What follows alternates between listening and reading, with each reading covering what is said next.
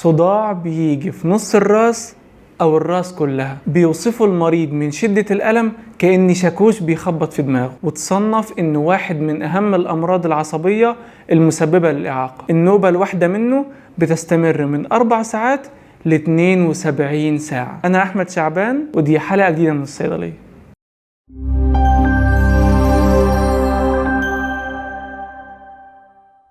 الصداع النصفي هو واحد من أقدم الأمراض وأكثرهم جدلاً في تحديد سببه وطريقة علاجه، والحقيقة هو بيحصل نتيجة اتساع في الأوعية الدموية اللي بتغذي المخ، فبتعمل ضغط عليه فيوصل لنا الصداع على هيئة نبضات بيوصفها المريض انها عبارة عن نقح في دماغه. اما السبب الثاني هو ان خلايا المخ بتنشط زيادة عن اللزوم وبتستجيب للمؤثرات الخارجية بشكل مبالغ فيه، والمؤثرات الخارجية دي بتكون زي الصوت والضوء وكمان الروائح. كمان في دراسات تانية ربطته بتغير الهرمونات، وده اللي يفسر لنا ليه الستات اكتر عرضة للصداع النصفي من الرجالة، وخصوصا وقت الدورة الشهرية اللي بيكون فيه معدل تغير الهرمونات في جسم الست أكتر بكتير من المعدل الطبيعي. والمقصود بالهرمونات هنا مش بس الهرمونات اللي الجسم بيقدر يطلعها، بل ده كمان الهرمونات اللي ممكن الست تاخدها بشكل خارجي من بره، زي أقراص منع الحمل مثلا. وده اللي يفسر لنا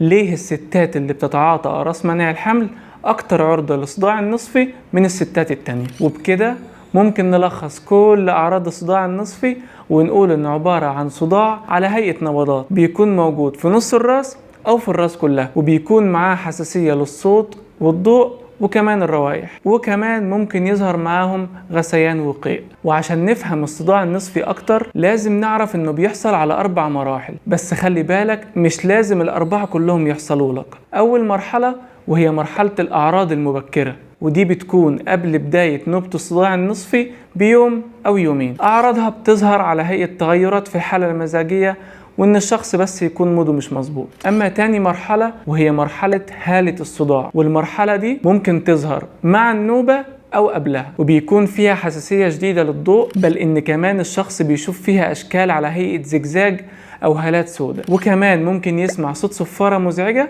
أو يحس بتنميل في الأطراف. وهنا بنكون بس على بعد ساعات من أشد مرحلة وأكثرهم ألماً، وهي مرحلة نوبة الصداع. أنت حرفياً مش مرتاح، لو أنت واقف ولا وأنت قاعد، ولا بتتحرك ولا مش بتتحرك، أنت مش عارف تعمل حاجة خالص، وممكن كمان تحس بميل للقيء أو فعلاً يحصل قيء. والمرحلة دي بتستمر من 4 ساعات لحد 72 ساعة. ومن هنا نقدر نعرف ليه منظمة الصحة العالمية صنفت الصداع النصفي كواحد من الأمراض المسببة للإعاقة. تخيل إن المصاب بالصداع النصفي 3 أيام مش قادر يمارس حياته بشكل طبيعي. وبعد نهاية النوبة بندخل على آخر مرحلة وهي مرحلة ما بعد النوبة، وهنا الشخص بيحس بتحسن كبير، خلاص النوبة خلصت، ولكن بيحس بإجهاد نتيجة الألم اللي مر بيه في ال3 أيام اللي فاتوا. طيب نعمل إيه عشان نتجنب الصداع النصفي؟ حاول بقدر الإمكان تتجنب أسباب الصداع، وهي الجوع الشديد أو العطش الشديد، التوتر، الأكلات الغنية بالسكر الكتير، وكمان اللحوم المصنعة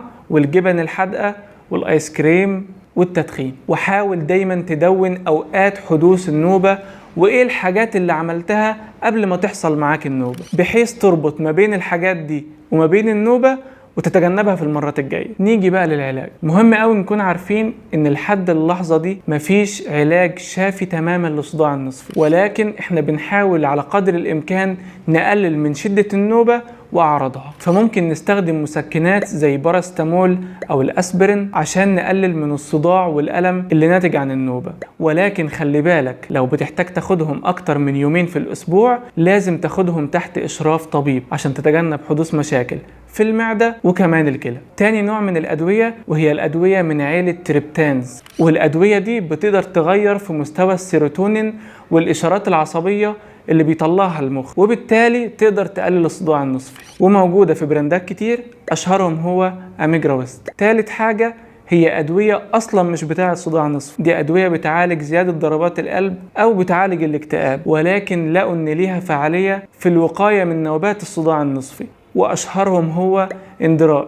اندرال هو أصلا دواء بيقلل نبضات القلب، ولكن لو اتاخد قبل النوبة أو أثناءها ممكن يقلل من شدة الأعراض، ولكن طبعا الأدوية دي لازم تتاخد تحت إشراف طبيب. وبكده نكون وصلنا لنهاية حلقتنا النهاردة، يا رب تكونوا استفدتوا منها. ما تنساش تبص على المصادر وتشوف الحلقات اللي فاتت، وتدعمنا بلايك وشير وسبسكرايب للقناة.